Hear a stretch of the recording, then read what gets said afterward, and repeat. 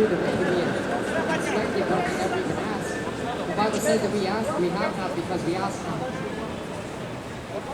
Yet Jesus said, ask and it will be given to you, seek and you will find, knock, the door will be open.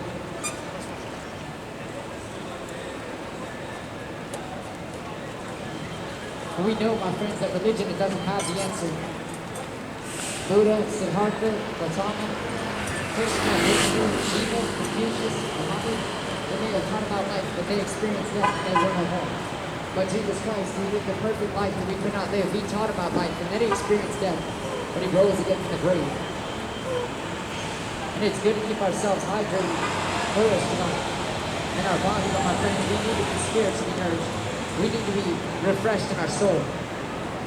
We can see many businesses pulling out of the city of San Francisco. My friends, we can see that there is destruction beneath every crack and every crevice. And the greatest leaders of our nation, my friends, the most influential people that have ever been part of our past, whether it be presidents, my friends, or those that were leading the movements. But what about, my friends,